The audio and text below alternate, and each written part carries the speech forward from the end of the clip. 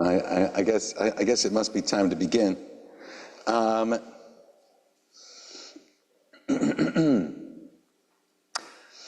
So a guy went to see the psychiatrist, and it was his first visit, and he said, you know, all of the joy has gone out of life. Just every day is just a nonstop shuffle of dark gray gloom.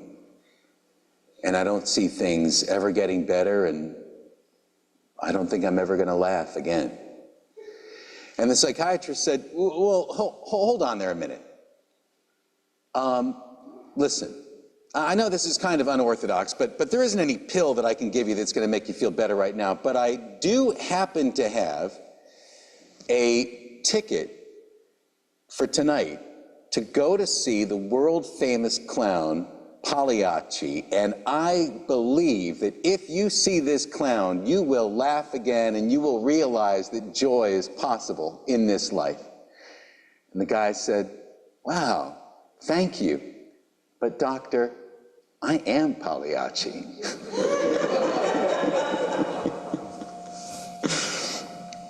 Well, good morning and happy Mother's Day. Today's service, first of all, I'm excited to say this. You know, I keep track of the services that I've done here so that I don't repeat myself. I mean, I do kind of repeat myself, but so I can at least be aware of it. And believe it or not, this is my 99th service in this room. I have done, yeah, I've been here.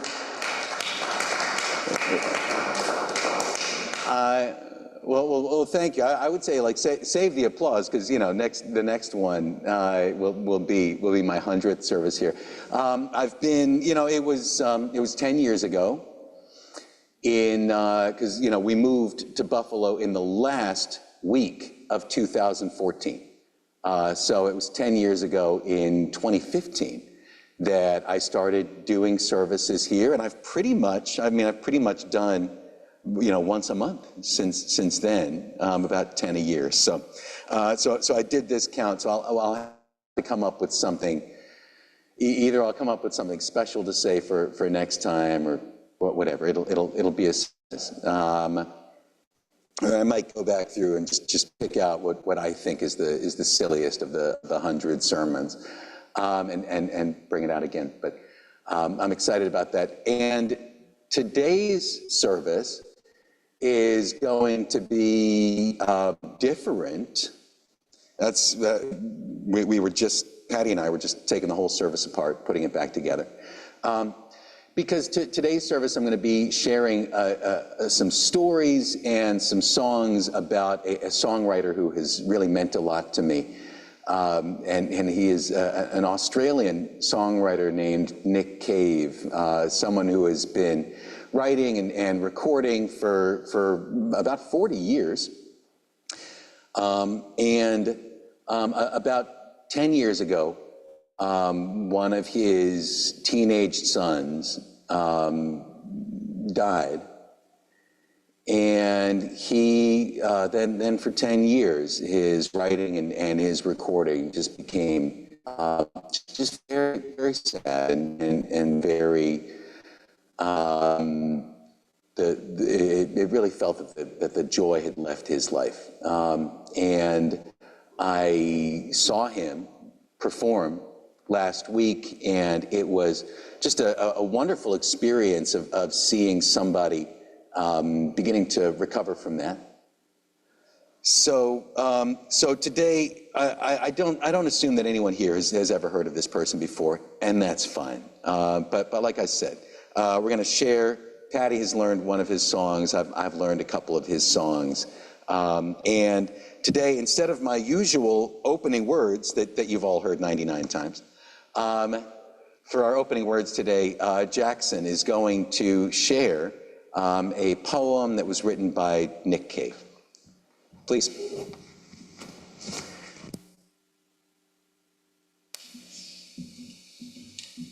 Well, my name is Jackson Snodgrass. Today we'll be reading an excerpt from the song Joy by Nick Cave.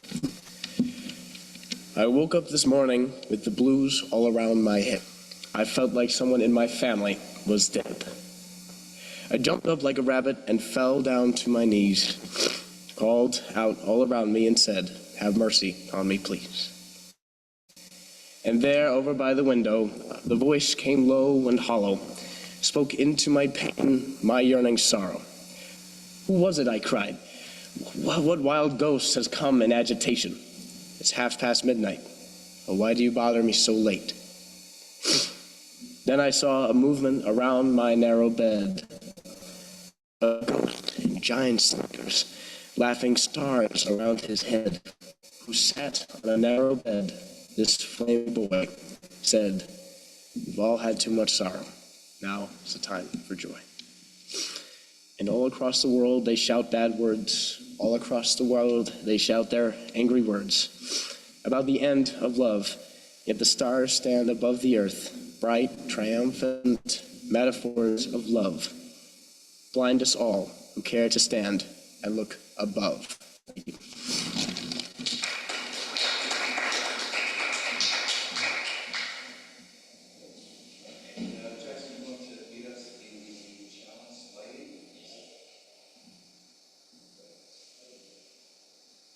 I'm back. I'm also going to lead us in the chalice lighting.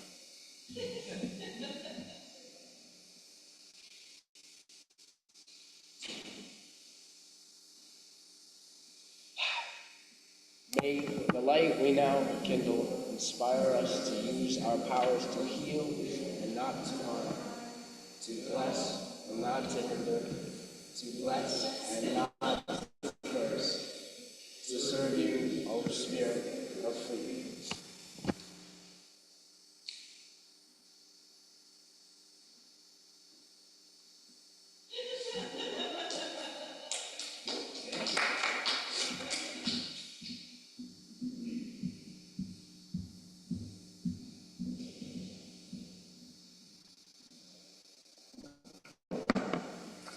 All right. Instead of a hymn, right now I'm going to play a song written by Nick Cave. It is called "Into My Arms."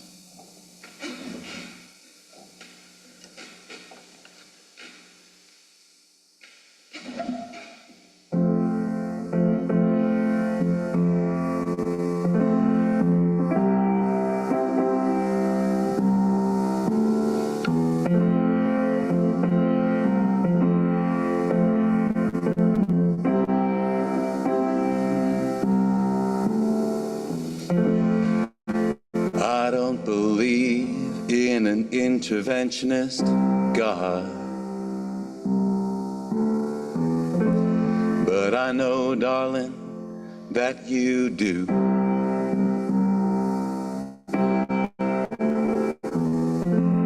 But if I did, I would kneel down and ask him not to intervene when it came to you, not to touch a hair on your head, to leave you as you are. And if he felt he had to direct you into my arms, into my arms, oh Lord, into my arms, oh Lord, into my arms, oh Lord, into my arms.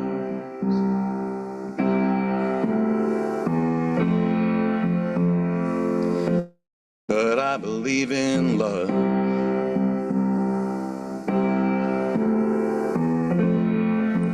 and I know you do too.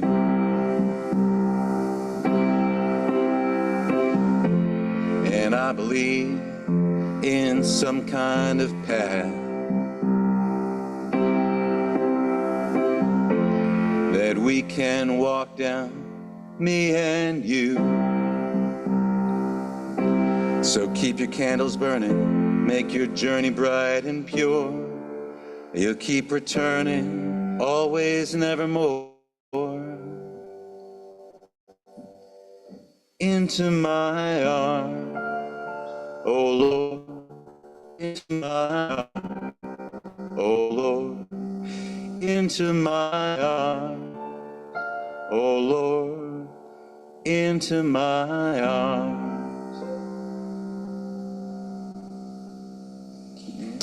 Thank you.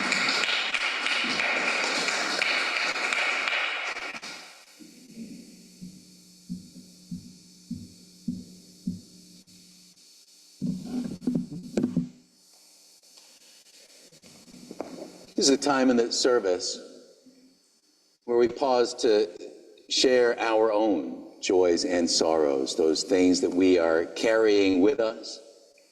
And when we find that joys, when we share them, are brightened, and sorrows, when we share them, lose some of that dark shadow of isolation. Please take a moment, think about if there's something you'd like to share with the congregation, and when you do, please come up and light a candle.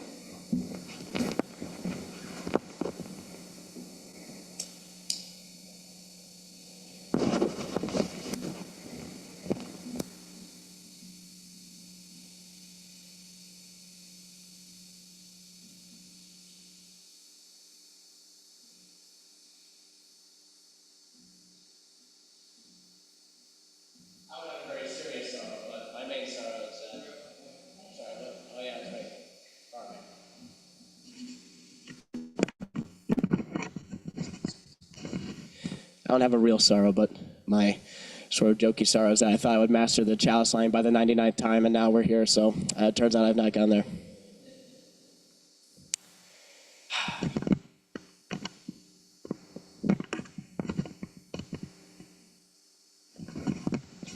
So this is what I think, because I think John and I have been here about exactly the same time. So we ought to have 100 birthday party being here. Does that make some kind of sense? And also, so that I don't throw myself off when I go to do this, because both things I'm going to do today are a work in progress. But all of a sudden, I get this message from John. I don't know if you know this composer, Nick Cave. And I'm thinking, oh my gosh, yeah, one of my favorite composers. I don't even remember where I heard this song, Red Right Hand, but I'm not doing that one today. But you will probably get stuck listening to it at some point. So I'm just going to light a candle that I don't mess up.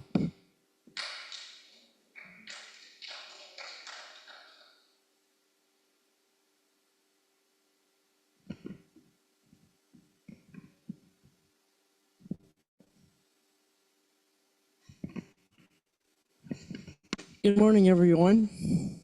I wanted to say, first of all, I'm a nervous wreck because I'm going to go for a procedure, hopefully to get rid of AFib on Tuesday. So I'm hoping that works out to my benefit. Anyway, I'm still very worried. I also wanted to say that everyone here was so nice to my friend, Sarah, who just absolutely loved the adult egg hunt. And she spread it all over town. So a lot of people know about our adult procedures. So that's it. Anyone else?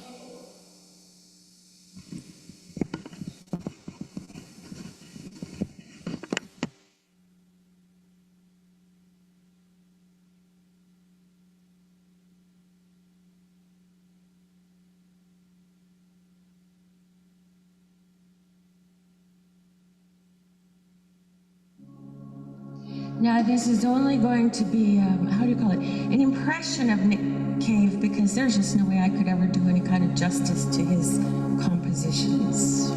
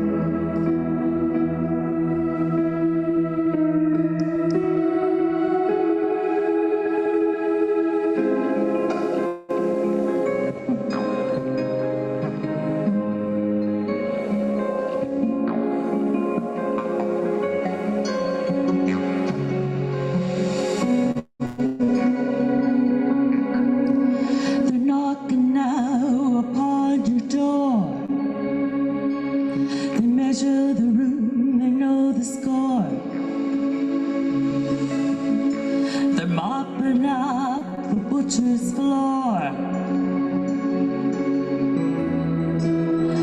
of your broken little hearts.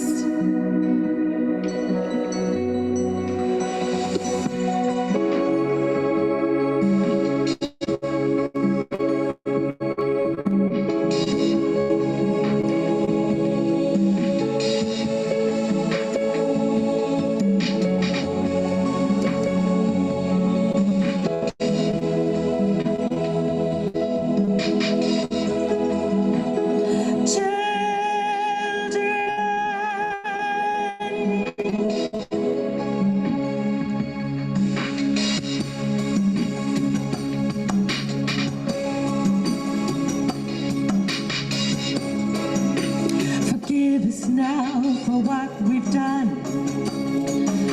It started as a little fun. Here, take these before we run away. The keys to the gulag.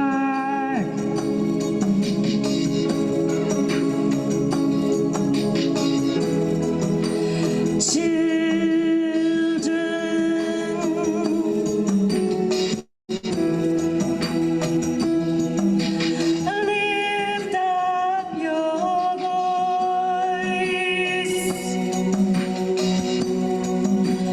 Lift up your voice.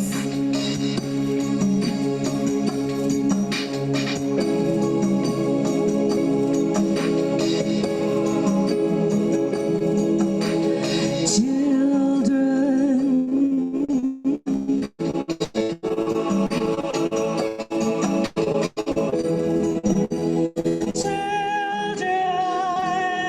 rejoice.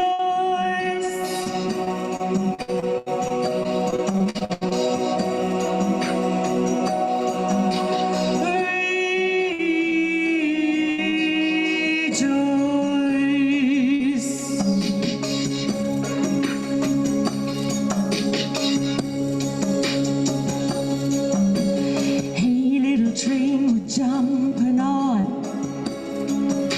the train that goes to the kingdom. We're happy, mama, we're having fun. And the train even left the station.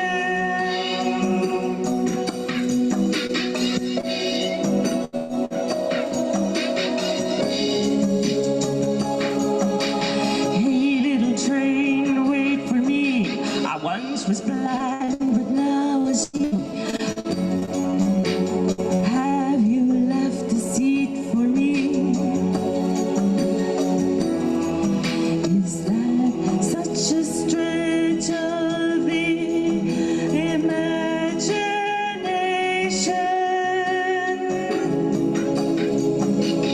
Hey, little train, wait for me. Hey, little train, wait for me. Hey, little train, wait for me. Hey, little train, wait for me. Hey, little train, wait for me. Hey, little train, wait for me.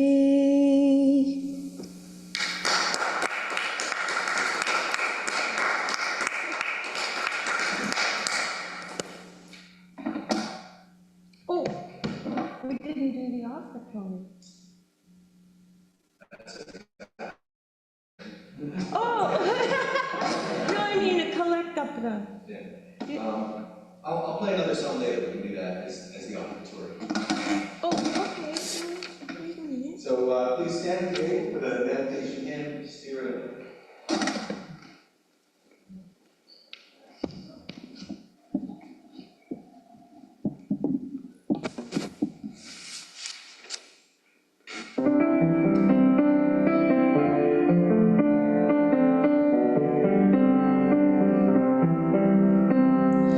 Spirit of life, come unto me. Sing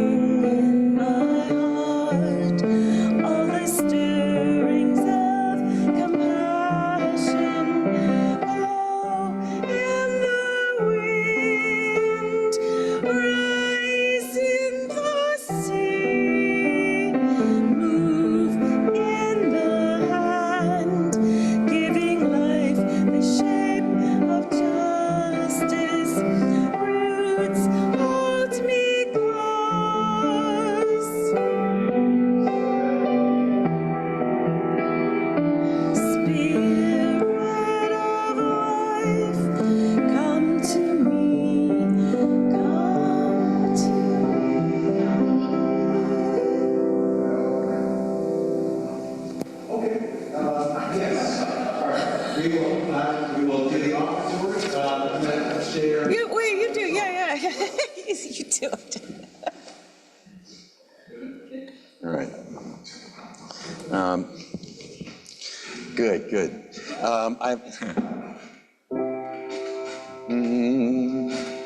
I picked Into My Arms because it's the easiest Nick Cave song to play. And this one is a little bit more, we'll see. We'll see if this works. But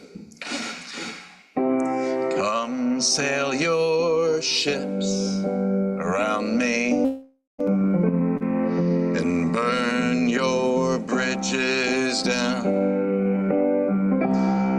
We make a little history, baby,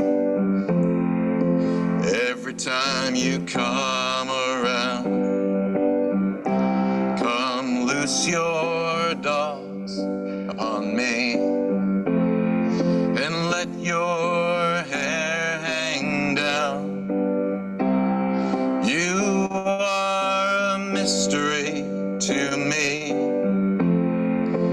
every time you come around. We talk about it all night long. We define our moral ground. But when I come into your arms, everything, it comes tumbling down. Come sail your ships around me and burn your bridges down. We make a little history, baby, every time you come around. All right.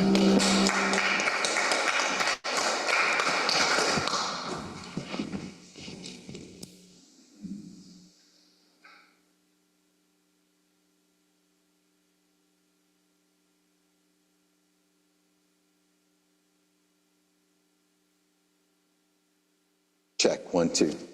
Thank you. Last Saturday afternoon, I was standing in the rain by an interstate somewhere in Ohio. Trucks flying by at 85 miles an hour rocked the dead minivan by the roadside. And I wondered, am I gonna die in Ohio? I resided in Ohio from the age of 7 to 10, but every memory I have is sad. So I don't know if I can really say that I lived in Ohio. I technically survived Ohio. My parents' marriage died in Ohio. I think it ran out of gas and they rolled it into a ditch, like I'd had to do with the minivan. So I stood there by the dead minivan wondering if I'd survive, but I felt pretty relaxed about it, since at least it happened on the way back and not on the way to Ohio. A friend and I were on a spiritual pilgrimage to see the great revival preacher Nick Cave, and we'd been washed clean, healed, and forgiven in the muddy waters of Gothic rock and roll. So if we were going to live or die, at least we hadn't missed that concert. If we'd run out of gas on the way there, the car breakdown would have been the least of our problems. There'd have been a pair of nervous breakdowns topped with emotional meltdowns. As Nick Cave himself would put it, a 10-ton catastrophe on a 60-pound chain. It was drizzling by the roadside. The rain had started the night before, just as we neared Columbus. The 5-hour drive from Buffalo to Columbus had been mostly mild, but just as the city came in sight, the skies had very suddenly darkened. Look yonder, Matt pointed, as a big black cloud drifted over Ohio, turning sunny 7 p.m. into midnight. A strand of white lightning ripped the dark sky in half. That's him, Matt laughed. Nick Cave has arrived. And then for a few minutes, all hell broke loose. We drove into a thunderstorm. But just But just as we pulled into a parking spot, it subsided into the light drizzle that would be with us for the rest of the trip. We entered this grand Ohio opera house and climbed a palatial staircase with banisters like the open arms of a giant marble goddess. Ah, we had arrived. But then we looked closer at our tickets, and we had to climb a much longer, winding back stairwell to the balcony. And when the friendly usher showed us to our seats, we were in the very last row of the top balcony with our backs against the wall. This had been my doing. I am not a gambler. I never gave us better than a 50-50 chance of actually making it there. So I had bought the cheapest tickets I could find. There was no way I was betting $500 on getting seats up front. Not that I would ever be able to spend that on a concert anyway.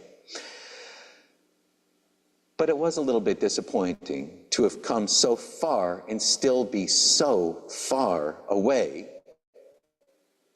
But I was happy just to be there. So we sat down, and with 2,700 other people, we waited for Nick Cave.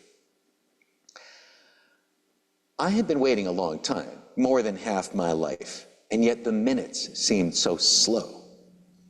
I started listening to Nick Cave a quarter century ago. I was mesmerized by this gothic gospel sound headed by a singer-songwriter who combined elements of Jim Morrison and Leonard Cohen, Joy Division and Johnny Cash, plus something entirely unique. He sings from the heart and mind, but also from dark nether regions and a rumbling gut. Some of his songs just sound like acid reflux. A lot of his lyrics plumb the depths. I know, if any of you are thinking like, you know, I'm gonna go home and listen to some Nick Cave, I do have to warn you, about half of his songs just sound like vomiting. I mean, it's, you know, I'm playing some of his prettier songs here. A lot of his lyrics plumb the depths of horror and death, and horror's worse than death. Ghastly things that make it scary to talk about him in public. Like someone could walk up right now and say, are you endorsing Nick Cave, the guy who gleefully sang such and such horrible thing? Well, I can't apologize for him. But he's also got these moments where, like a burning soul in purgatory, or like a killer having his head shaved for the electric chair, he howls for redemption and mercy. And when he writes a love song, it's not an ode to some angelic, ethereal fantasy, those love songs that no human on earth could actually measure up to. His muse is a dark mistress, and his ballads have a pungent, pulse-pounding, animal urgency. Tragedy struck in 2015 when one of Cave's teenage sons fell off a cliff to his death. And then in 2022, one of his older sons died. And in this last decade, Nick Cave's musical output has been like a long funeral dirge. His recordings have drifted out of melody into spoken word pieces over ambient washes of sound. I often wondered if his hope and energy could ever return. But the legend lived on that if you put this guy in front of a couple thousand people, he would explode with cathartic energy. Elizabeth and I had tickets to see him in Toronto 7 years ago. I was so excited, but then just as we were putting on our shoes to go out the door, one of the kids threw up. And she said, we can't be in another country if so-and-so is sick. And I thought, they're kids, they throw up all the time. Nick Cave is only coming tonight. Note that I don't name the kid.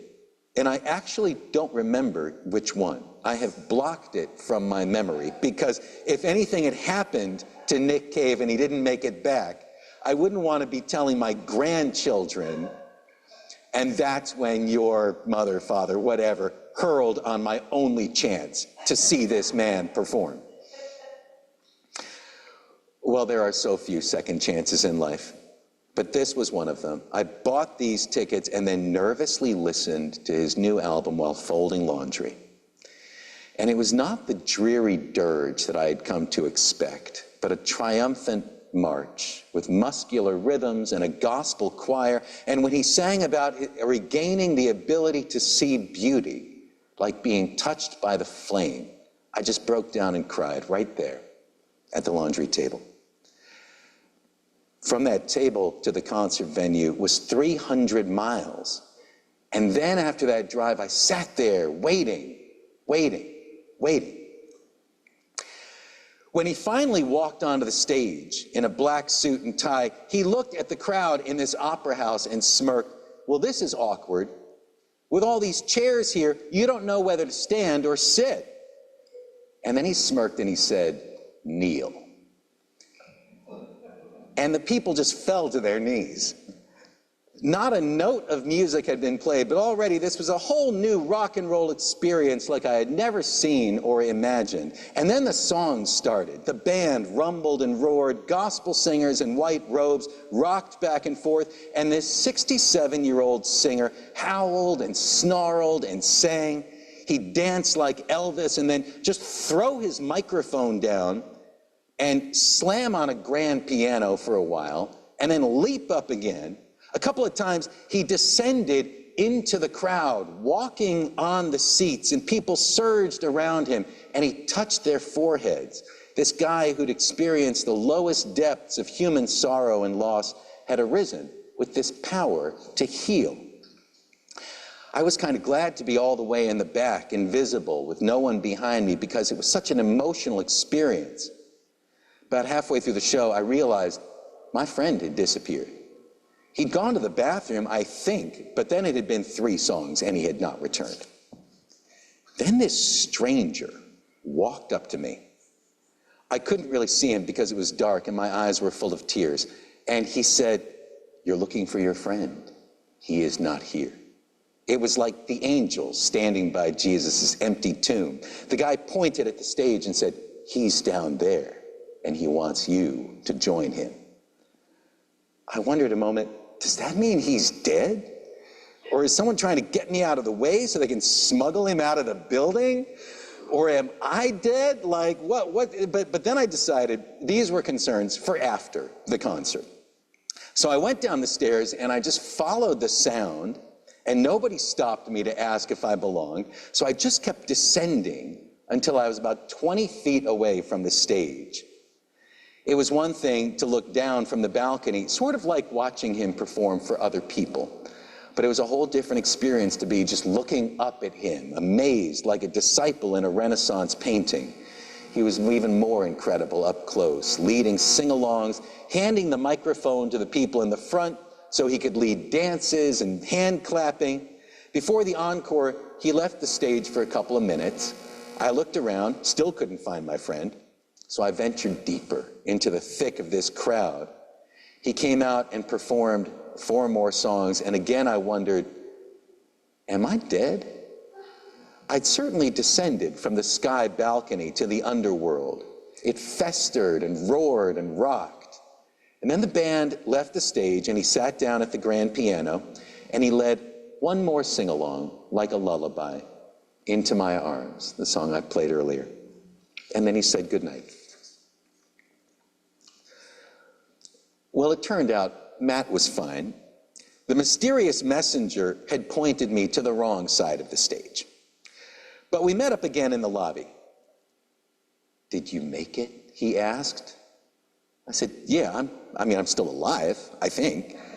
He said, "Sorry to abandon you, but on my way back from the bathroom, I thought, I can't go back up there. I don't belong up there. I belong down in the pit."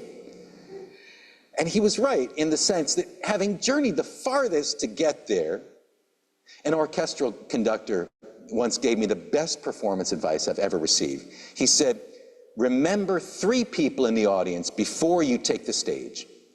The one for whom this is the first time, the one for whom this is the last time, and the one who had a really long and crummy journey to get here."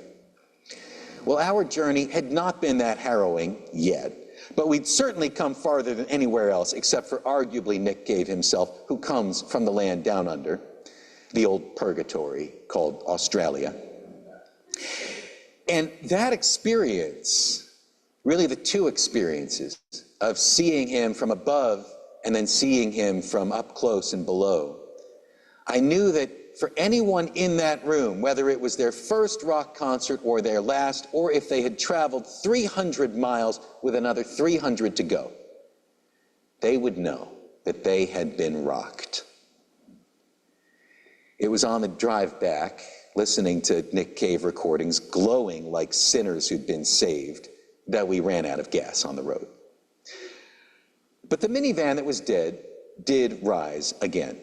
Some kindly state troopers drove me to a gas station. The gallon I bought did not produce any miracle. But then a nice guy from AAA showed up and poured us a couple gallons. He didn't even charge us, since he said he didn't feel like filling out paperwork in the rain. But Matt and I both knew the truth. A highway ghost, or some angel of mercy, had come to get us back on our way, then left not a trace of himself.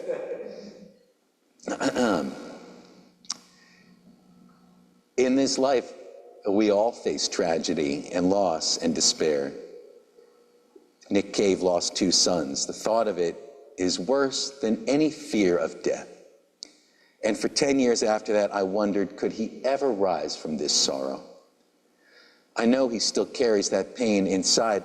I saw it, but having faced it, stared into that black abyss of human helplessness and hopelessness, he returned with a healing power.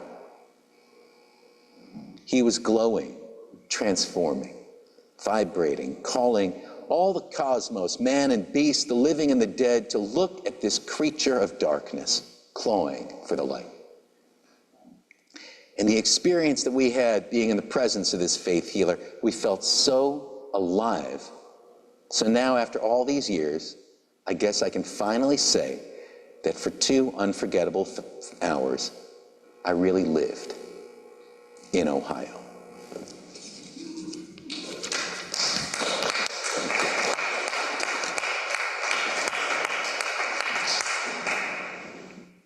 So I guess we can do Love Will Guide Us now. Yes, please. Okay.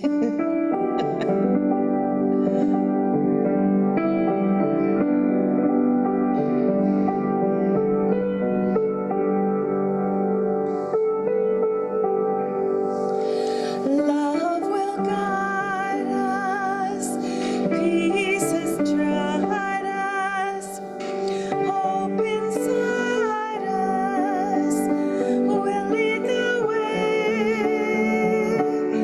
on the road from greed to giving. Love will guide us through the hard night.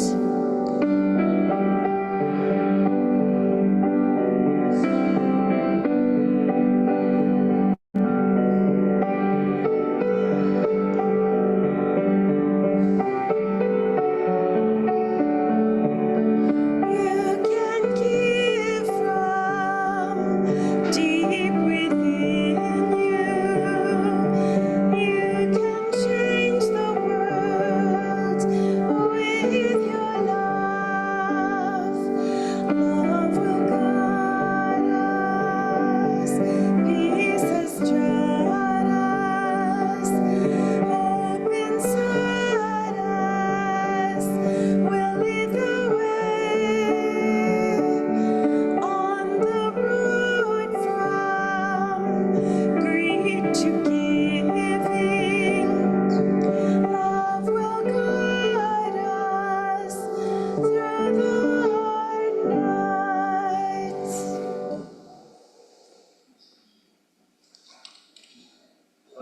Do we have any announcements today?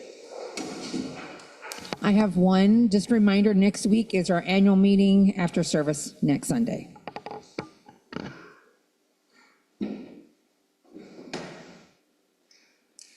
And And I'm excited to announce that in about a half hour, I will be teaching an adult education session about Midwestern Native American healing rituals, including some kind of a comical look at the old Indian medicine show, as it was called.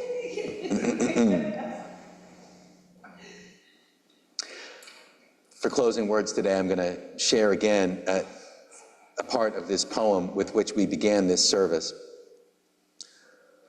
All across the world, they shout bad words. All across the world, they shout out their angry words about the end of love.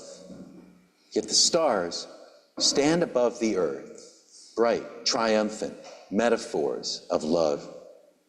Blind us all who care to stand and look beyond above. Then I saw a movement around my narrow bed, a ghost in giant sneakers, laughing stars around his head, who sat on a narrow bed, this flaming boy, said, "We've all had too much sorrow. Now is the time for joy." Jackson, will you please lead us in the chalice extinguishing?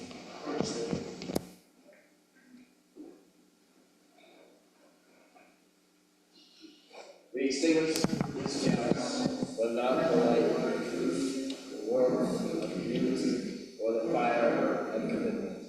Believe to carry in our hearts until we are eternally. Oops. What the heck?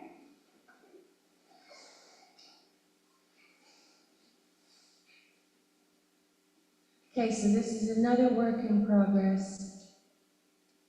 And another one of my favorite composers. Oh, sorry.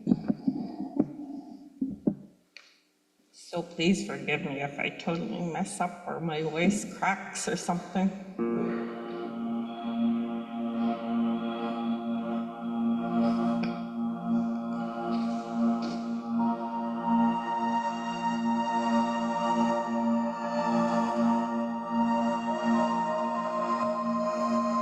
Oh yeah, this song was originally written for Bryn Terfel and Catherine Jenkins.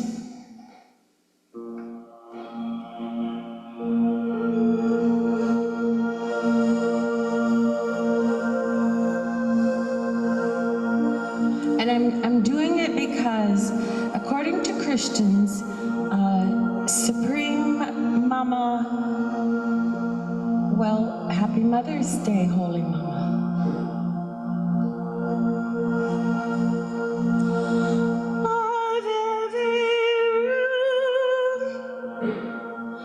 Corpus notum,